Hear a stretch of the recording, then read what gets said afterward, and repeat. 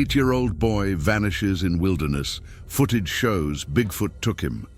You're not going to believe what I'm about to tell you, but I need to get this story out there. What happened to me and my crew last October still haunts me every single day. I was a helicopter pilot for mountain rescue operations, and I'd flown hundreds of missions with nothing stranger than the occasional bear sighting. All that changed on what should have been a routine pickup. It was one of those perfect October days in the mountains. Clear blue sky, crisp air, the kind of weather that makes you thankful to be a pilot. The temperature was right around 59 degrees Fahrenheit, perfect conditions for flying with minimal wind. The leaves were turning, painting the endless forest below in brilliant reds and golds. From 3,000 feet up, the canopy looked like a massive quilt stretching out to every horizon. I remember thinking how peaceful it all looked from up there, just miles and miles of untouched wilderness that seemed to go on forever. I'd been flying rescue ops in these mountains for 12 years, and I thought I'd seen it all. Bear attacks, avalanche victims, lost hunters, heart attacks on remote trails, you name it. The mountains could be unforgiving, but they were predictable. Follow your training, trust your crew, get people out safely. It was dangerous work, but it made sense. There were rules. We got the call around noon while I was doing routine maintenance checks on the chopper. 2 hikers had gone missing 3 days earlier in a remote section of the Cascade National Forest, about 40 miles northeast of the nearest ranger station. The search had been underway since their families reported them overdue. Multiple ground teams had been combing the area, following every trail and checking every campsite. The initial search had covered the obvious areas, marked trails, established campgrounds, places where lost hikers usually turned up. But these 2 had vanished completely. There was no trace at their planned campsite, no signal from their emergency beacons, no response to helicopter flyovers or ground teams calling their names. It was like the forest had swallowed them whole. The break came on the 3rd day when 2 veteran rangers, both with over 20 years of experience in these mountains, had decided to check some of the more remote areas. Places inexperienced hikers had no business going, but sometimes ended up anyway when they got disoriented. These rangers knew every ridge, every creek, every game trail in hundreds of square miles of wilderness. They found the hikers about 15 miles from the nearest marked trail in a section of forest so remote it didn't even show up on most topo maps. The area was accessible only by helicopter or a 2-day trek through unmarked terrain that required serious mountaineering skills. How 2 recreational hikers had ended up there was a mystery in itself. When the rangers radioed in their location, the news was mixed. Both hikers were alive, but one had a severely fractured leg, an open fracture that had gotten infected during the 3 days they'd been missing. The other hiker was in shock, dehydrated but ambulatory. Time was critical for the injured one. The infection was spreading, and without immediate medical attention, he could lose the leg or worse. The coordinates the rangers provided were deep in what we called the dead zone, areas so remote that cell service was non-existent and radio communication was spotty at best. The terrain was rugged with dense, old-growth forest, broken up by steep ravines and rocky outcroppings. It was the kind of place where a chopper crash would never be found, where people could disappear without a trace. My crew that day was solid. I had my hoist operator who'd been doing mountain rescues for 8 years. He was the kind of guy who could thread a needle with a hoist cable in 30-mile-an-hour winds. He never met a situation he couldn't handle, never complained about conditions. He had an intuitive grasp of aircraft systems and could troubleshoot problems mid-flight that would ground other operators. Our medic was relatively new to our team, but with impressive credentials. She'd done emergency medicine in Detroit before moving to the mountains, so she'd seen everything from gunshot wounds to overdoses. Fresh out of advanced wilderness medical training, she was eager to prove herself on difficult rescues. She had a calming presence that worked wonders with panicked patients and never let remote conditions faze her. We'd worked together on dozens of rescues over the last 6 months, everything from heart attacks on mountain peaks to hypothermia victims pulled from icy rivers. Our success rate was nearly perfect, and we developed the kind of wordless communication that comes from trusting your crew completely. The coordinates the Rangers radioed were deep in uncharted territory, further than we usually went. Looking at the map, I could see we'd be flying over terrain that hadn't been logged in decades, maybe ever.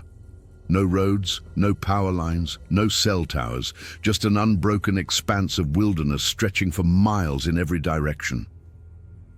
As we lifted off and headed into the mountains, I was already running calculations in my head about fuel burn and weather patterns.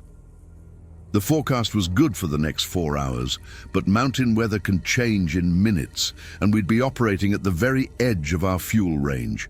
If anything went wrong, if we had to search longer than expected, we might not have enough fuel to get back. The first 20 minutes of flying took us over familiar territory. I could see the network of logging roads below, the scattered clear cuts, and the replanted areas that formed a patchwork across the lower elevations. There were hiking trails, visible as thin brown lines cutting through the green, and the occasional glint of sunlight off a car roof on the mountain roads.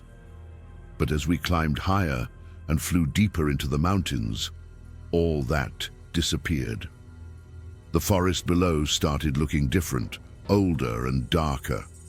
We'd left civilization completely behind. This was old-growth forest, the kind that had been standing for centuries.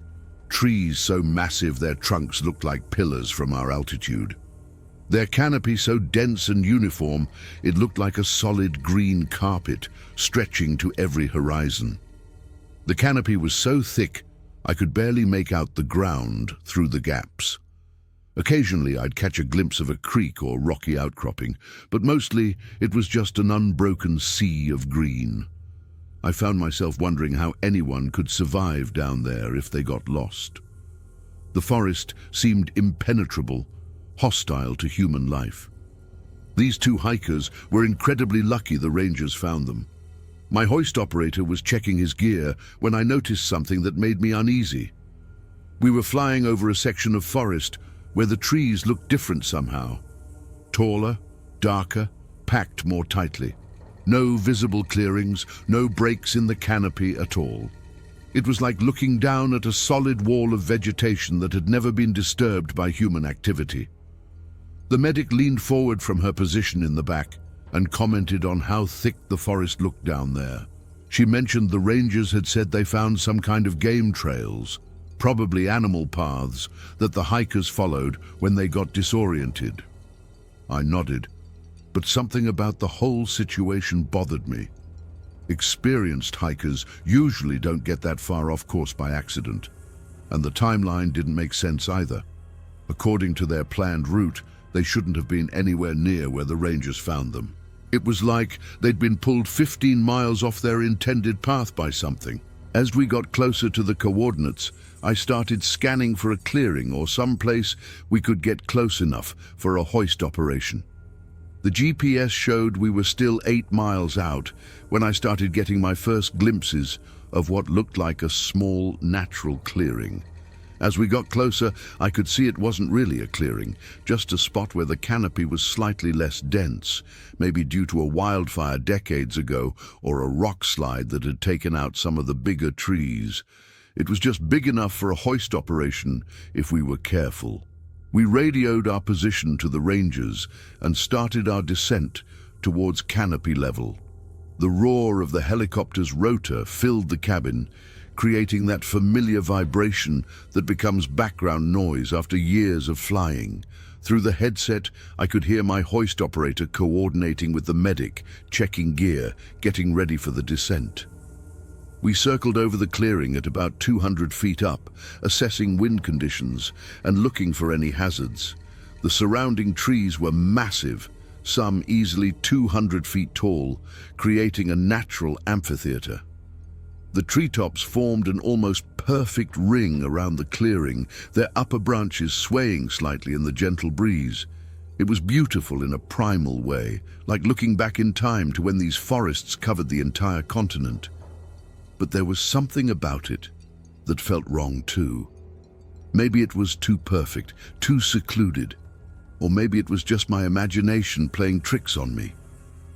I brought the helicopter down until we were hovering about 50 feet above the clearing. The rotor wash churned the vegetation below, creating ripples in the tall grasses and causing smaller tree branches to thrash violently. Through the flying dust and debris, I could make out two figures near the edge of the clearing. The rangers standing next to the two hikers. One of the hikers was lying on a makeshift stretcher the rangers had constructed from branches and a tarp. The other was sitting nearby, looking exhausted but alert. The medic got ready for the descent, checking her harness and medical gear one last time. The hoist operator slid open the side door, and suddenly the cabin was filled with the much louder sound of the chopper rotor and the smell of pine and earth from the forest below. I focused on keeping the helicopter in a stable hover as the wind shifted currents around us. The rangers below were signaling, guiding our position over the injured patient. The hoist operator was narrating our progress over the radio, his voice calm and professional despite the noise. Everything was going according to standard protocol. We'd done this hundreds of times before. The medic was in the harness, ready for descent. I gave the signal for the hoist, and the operator started lowering her towards the clearing. I watched as she descended, spinning slowly on the cable as she went down. Halfway down, she gave a thumbs up, all clear. I stayed focused on holding our position, making constant micro-adjustments to the controls to compensate for the erratic wind currents caused by the surrounding terrain and our own rotor wash. That's when I saw something that didn't make sense. Movement at the edge of the clearing, in the deep shadows under the trees.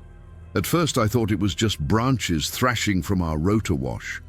But the movement was too deliberate, too coordinated. Something big was moving through the trees, staying just out of direct sight, but definitely approaching the clearing. I keyed the mic to warn the medic, but before I could speak, she landed and unhooked from the cable. The rangers jogged towards her, clearly relieved to have medical help on site. I watched as she knelt beside the injured hiker, already opening her medical kit. The hoist operator was reeling the cable back in, getting ready to lower the rescue litter. I kept watching the tree line where I'd seen the movement. For a moment, nothing happened. Then I saw it again, this time in a different spot. Something large moving through the tree trunks, keeping to the shadows but definitely circling the clearing. The movement pattern was odd, too fluid to be a bear, too deliberate to be random. Whatever it was moving with purpose, studying us. I radioed the medic, trying to keep my voice steady. "We've got possible wildlife on the perimeter. Stay alert." She acknowledged with a quick nod, but didn't stop working on the patient. The rangers glanced towards the trees, their hands instinctively moving to the bear sprays on their belts. They might not have seen what I saw from above, but they trusted my judgment. Then something happened that made my blood run cold. The ambulatory hiker, the one who'd been sitting quietly, suddenly sprang to his feet and started backing away towards the center of the clearing, away from the tree line. His eyes were wide, his face pale from something more than exhaustion. He was staring fixedly at the trees on the north side of the clearing, shaking his head violently back and forth. One of the rangers went to him, speaking in a soft tone, trying to calm him.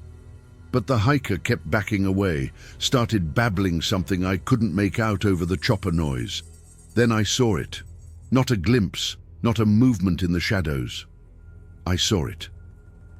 Stepping out of the tree line on the north side of the clearing was a creature that shouldn't exist. It stood easily 8 feet tall, covered in dark reddish-brown hair that seemed to catch and absorb the sunlight. It walked on 2 legs with a slightly hunched gait that still seemed surprisingly human, but there was nothing human about its size or proportions. Its arms were too long, reaching almost to its knees. Its shoulders were massive, stacked with muscles that rippled under its fur with every movement. And its head, God, its head. It sat directly on those massive shoulders with not much neck visible. The face was a horrifying blend of human and ape, with a heavy, prominent brow, a flat, wide nose, and a mouth that seemed too big for its face.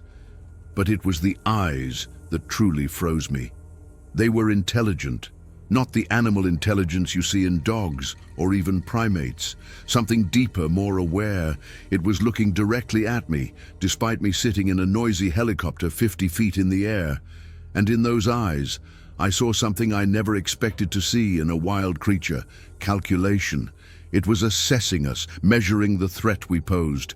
For a moment that seemed to stretch on forever, everyone just froze. The medic crouched beside her patient, the rangers with their hands still on their bear spray cans, the terrified hiker now completely silent, and the creature standing at the edge of the clearing, staring right at me. My training finally overrode my shock. I keyed the mic. Abort mission. Repeat, abort mission. Everyone back on the cable now. But even as I said the words, I knew it was too late. The creature moved, and it moved fast, faster than something that big should be able to move. It closed the distance to the group in the clearing in 3 massive strides, each footfall shaking the ground so hard I could feel the vibrations through the helicopter controls. The rangers reacted, spraying their bear spray cans directly into the creature's face. It should have stopped a grizzly bear in its tracks. The creature didn't even slow down. It strode through the cloud of spray like it wasn't there, its huge hand grabbing one of the rangers and flinging him aside like a rag doll. The ranger hit a tree with a sickening thud I could hear even over the chopper noise, and didn't move. The medic had pulled out her radio, screaming for help, for backup, her voice high-pitched with panic. The second ranger had pulled out his flare gun, firing it directly into the creature's chest. The flare hit and exploded in a shower of red sparks. The creature roared, a sound so deep and powerful I felt it in my bones, but it didn't flinch. Instead, it turned towards the ranger with the flare gun. What happened next was so fast I could barely process it. The creature grabbed the ranger with one hand, lifting him off the ground effortlessly. The ranger was screaming, pounding on the huge hand holding him, but he might as well have been hitting solid rock for all the good it did. The creature held him there for a moment, studying him with those terrifyingly intelligent eyes. Then, with a casual flick that was somehow worse than any display of aggression would have been, it threw him, not just dropped him, threw him, directly at my helicopter. I had maybe 2 seconds to react. I yanked on the controls, trying to gain altitude, trying to get the chopper out of the way. But a helicopter isn't a fighter jet. It can't just swerve and dart away. The ranger's body slammed into our landing gear with a metallic thud that reverberated through the entire craft. The helicopter bucked violently, and every warning light on the panel instantly lit up. We'd lost hydraulic pressure. The controls went stiff and unresponsive under my hands. We were going down. Training took over. Auto-rotation. We needed to get into auto-rotation or we'd crash straight into the trees. I wrestled with the controls, trying to stabilize our fall, trying to find anything resembling a safe spot to land. But we were over dense forest, and the only clearing was directly below us, where that thing was still standing. The hoist operator was on the radio, transmitting our emergency, giving our coordinates, explaining we were going down. His voice was surprisingly calm, given the circumstances. That calmness helped me focus, to remember my training, to stay on task, trying to save this fall. We managed to get it down slow enough that the impact wouldn't kill us. We slammed into the edge of the clearing, the landing gear collapsing instantly, the fuselage scraping against rocks and dirt as we slid sideways. The noise was deafening, metal twisting, glass shattering, the last dying shriek of the rotor blades as they tore themselves apart. Then silence. The kind of silence that only comes after a crash, when your ears are still ringing but the world has gone eerily still. I hung sideways in my harness, every part of my body screaming in protest. Through the cracked windshield, I could see the forest, now tilted at an impossible angle, and moving through the trees, approaching the wrecked helicopter, was the creature. "Get out!" I yelled, struggling with my harness. "Everyone out now!" The hoist operator was already unbuckling his harness, kicking at the warped side door until it gave way. He scrambled out, then turned to help me.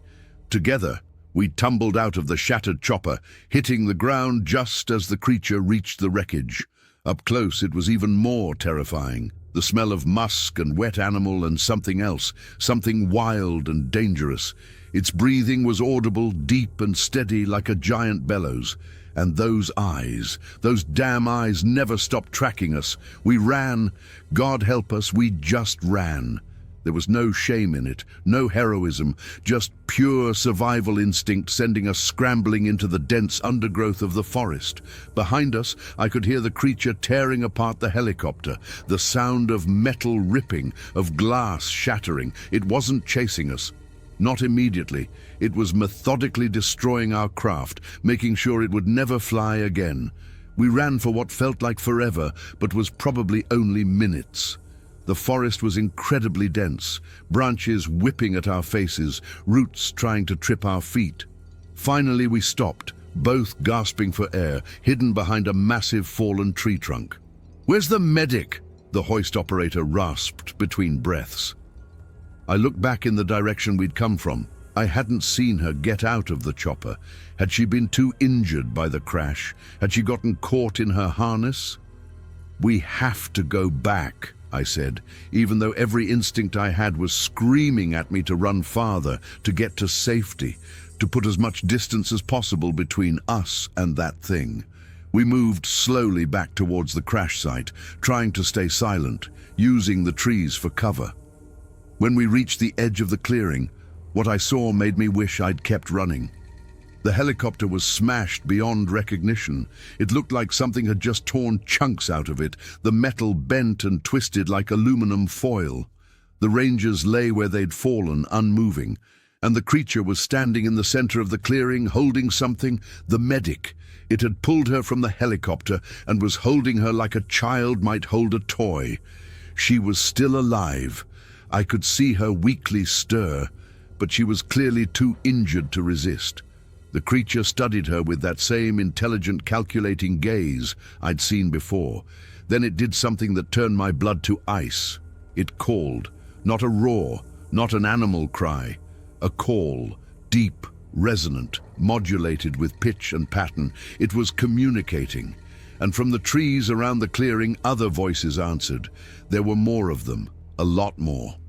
They emerged from the tree line from all sides, 5 of them, then 7, then I lost count.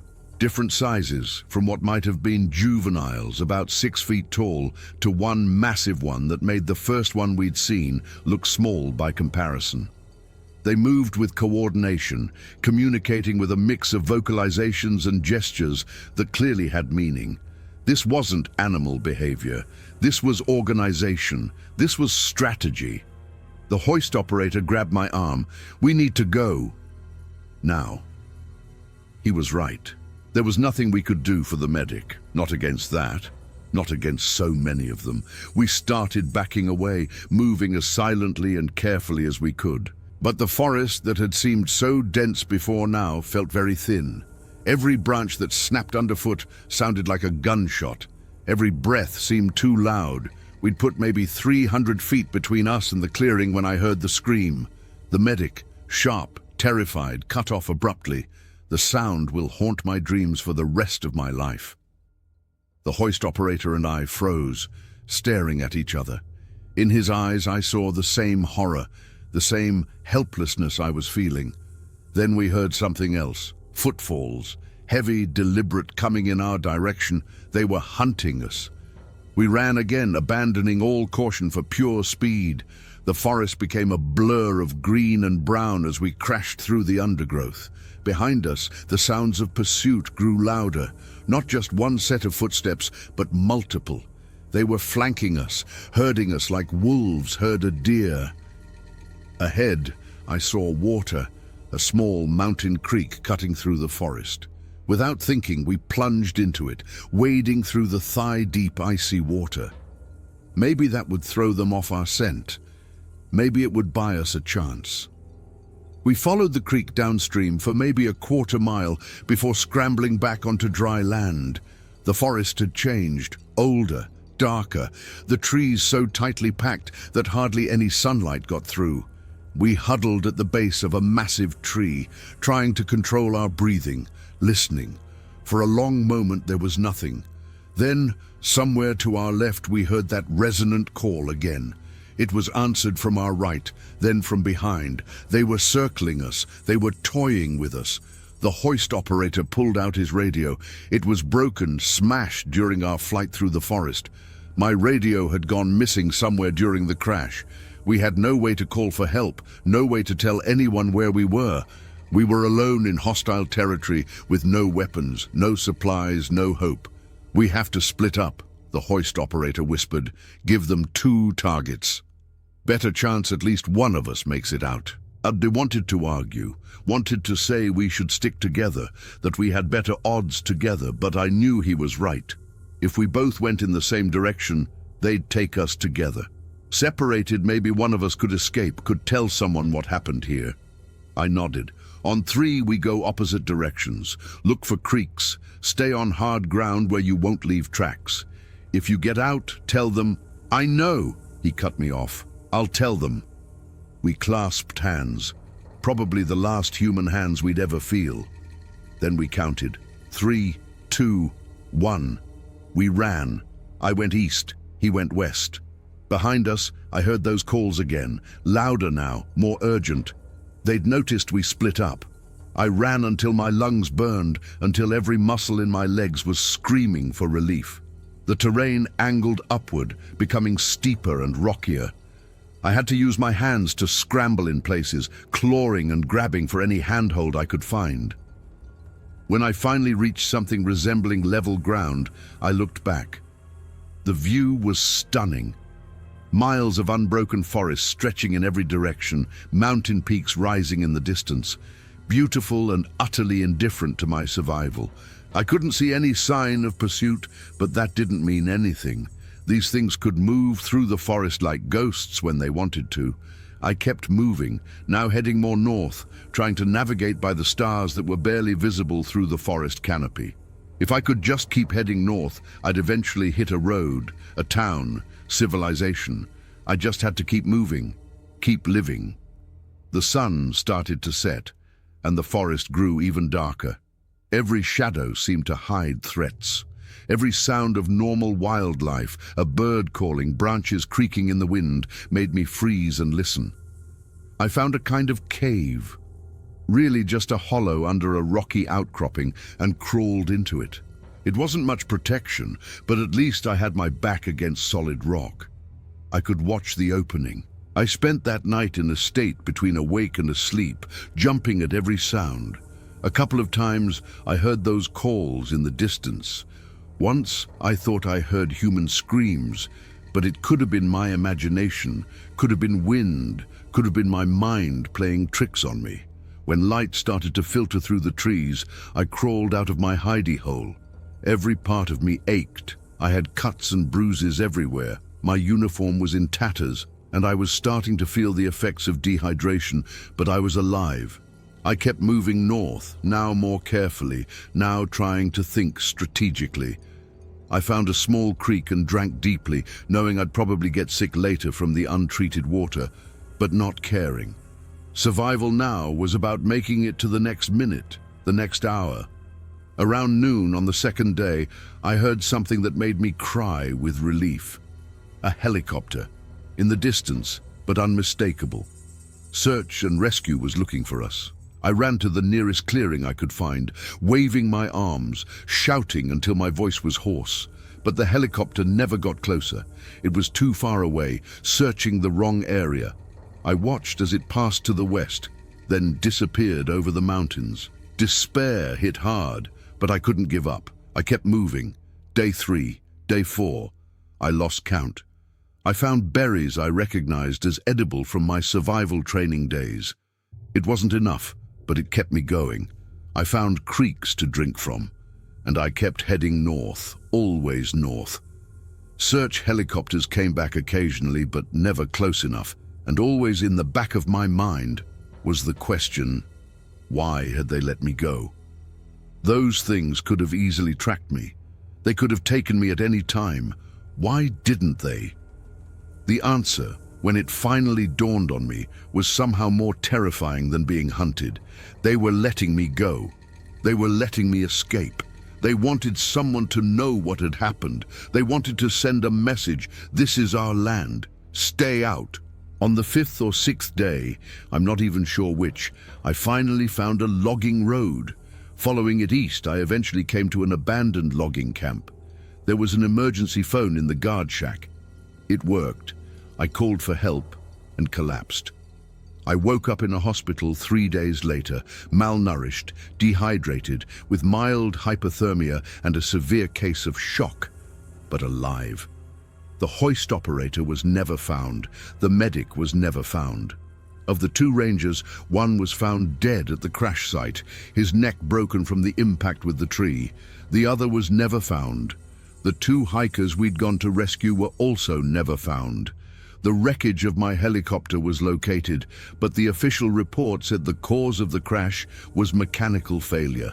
Lost hydraulic pressure due to equipment failure.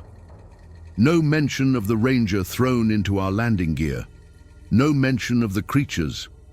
When I tried to tell the investigators what really happened, they looked at me with a mix of pity and concern.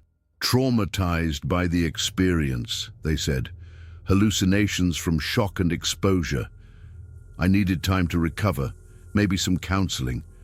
I got a visit from 2 men in suits who never properly identified themselves.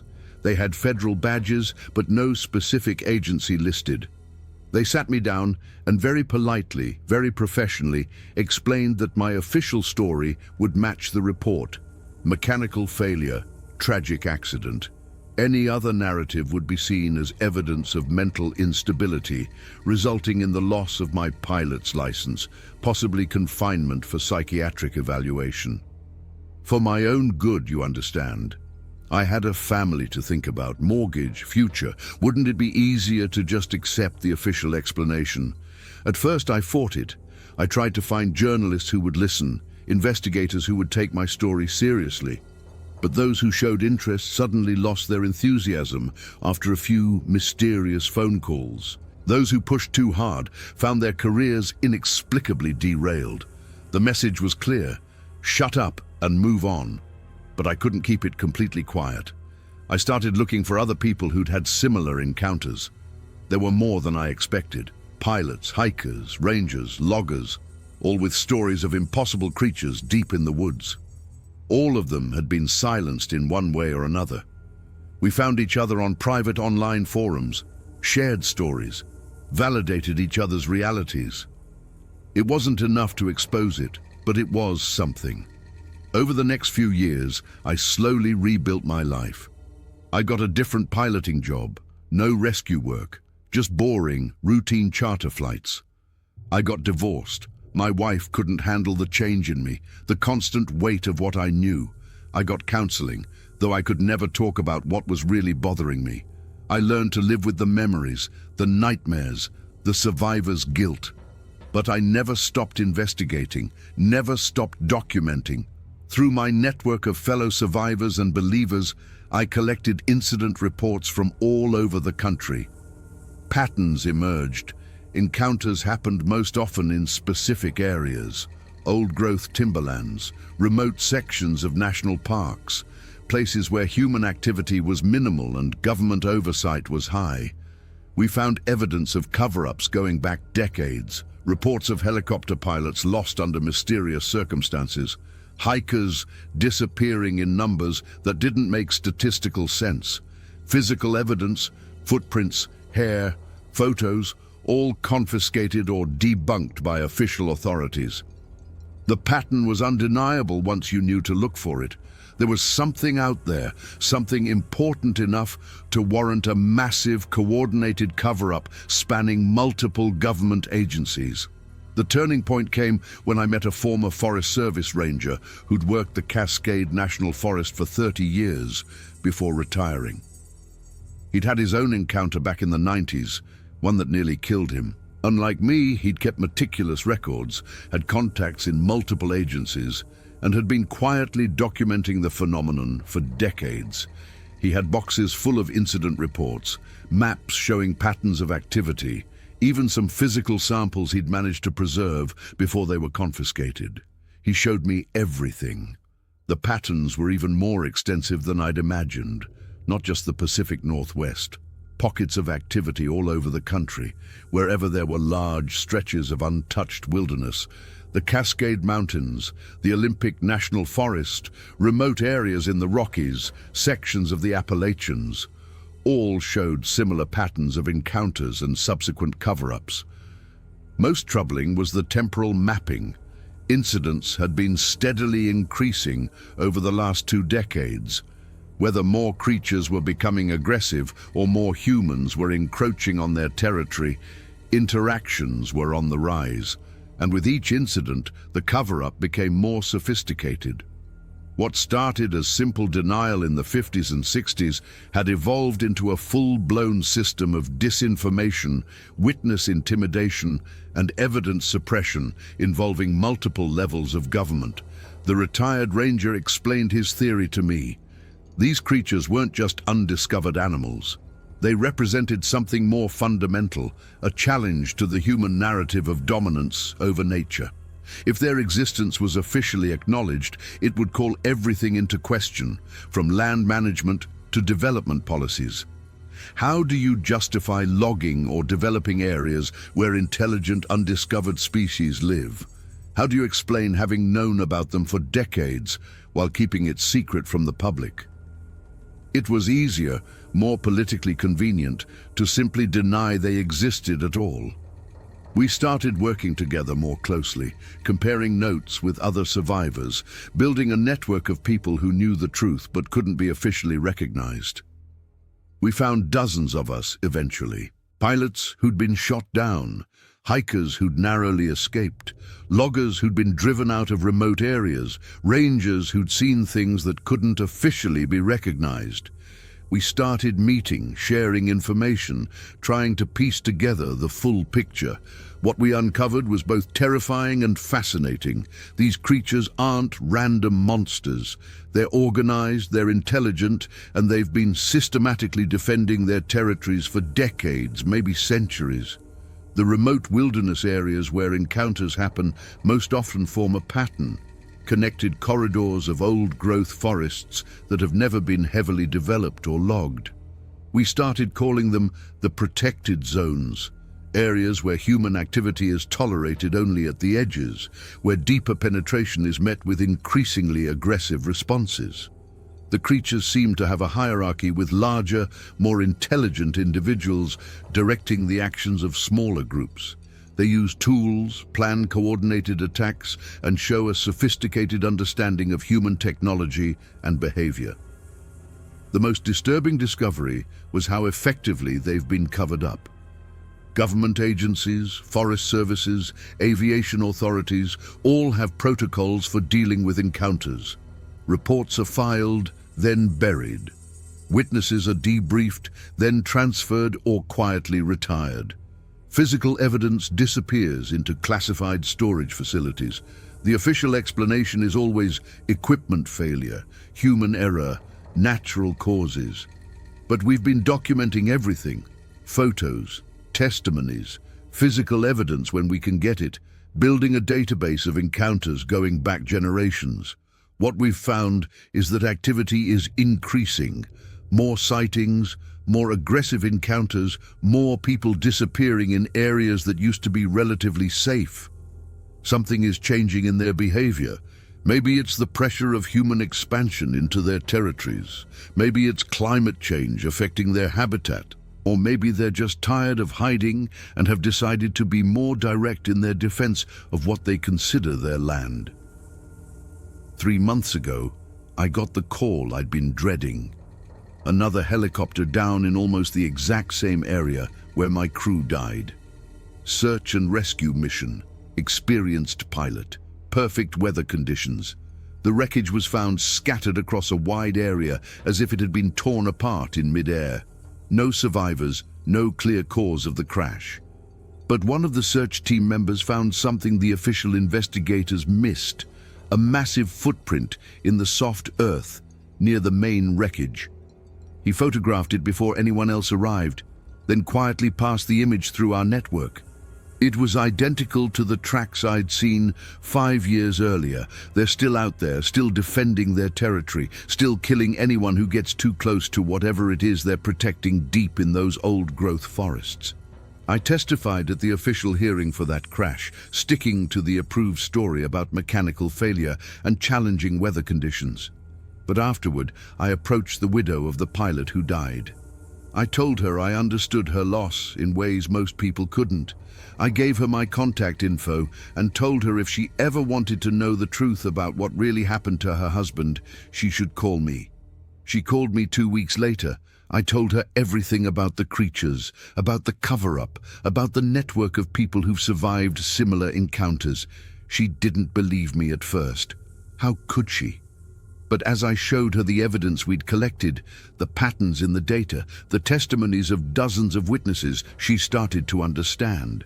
She's helping us now, using her husband's insurance settlement to fund our investigation, to support other families who've lost people to these creatures. We're not trying to prove they exist. We know they exist. We're trying to understand them, to figure out what they want, and maybe find a way to coexist that doesn't involve more people dying. But I'm not optimistic. These creatures have been here longer than us. They remember when these mountains were their undisputed territory before roads and towns and helicopters started cutting into their world. From their perspective, we're the invaders. We're the ones who don't belong, and they might be right. I still dream about that October day, about the medic's scream, about running through the forest with inhuman footfalls crashing behind me. Sometimes I dream about what would have happened if I'd stayed with her, if I'd tried to fight instead of run. In those dreams I usually die too, but at least I wouldn't have to carry the guilt of abandoning her. Survivor's guilt never goes away, nor does the knowledge that there are places in this world where human technology, human intelligence, human determination mean absolutely nothing. Places where older rules apply, where we're just another species fighting to survive in territories we don't understand. People sometimes ask me if I regret becoming a pilot, if I wish I'd chosen a safer career. The answer is complicated. Flying gave me some of the best experiences of my life, and also gave me the worst. It showed me the beauty of the mountains from above, and showed me the horror of what lives in their deepest shadows. But mostly I think about the families, the people who've lost loved ones to these creatures, and never got answers, never got closure. The official reports that blame mechanical failure or pilot error for deaths that were really predation by intelligent beings defending their territory. The kids who grow up wondering why their dad never came back from a routine rescue mission. That's why I keep telling the story, even though most people think I'm crazy, even though it cost me my marriage, my career, my reputation. Because someone needs to remember what really happened. Someone needs to bear witness to the fact that we share this planet with intelligences that are older, stronger, and far more ruthless than us. And someone needs to warn people about what's waiting in the deep places of the world, and the forests that have never been logged, and the mountains that have never been climbed. Because the next time you're planning an adventure into the true wilderness, the next time you think your modern gear and emergency procedures will keep you safe anywhere you choose to go, remember this story. Remember that there are things out there that have been watching us for a very long time. Things that consider our presence an invasion and our technology a threat. Things that will defend their territory with a level of intelligence and coordination we're only just beginning to grasp. The helicopter that went down 3 months ago was just the latest in a pattern going back generations. It won't be the last, As long as humans keep pushing into places where we don't belong, as long as we assume our dominance over nature is absolute, these encounters will continue, and every time the official explanation will be the same. Equipment failure, human error, natural causes. Families will be told their loved ones died in accidents. Tragic, but explainable. The truth will be filed away in classified databases hidden behind national security classifications and bureaucratic indifference. But we'll keep documenting it, keep collecting evidence, keep trying to understand what we're really dealing with out there in the wilderness. Because someday the pattern will become too obvious to ignore. Someday the truth will be impossible to cover up.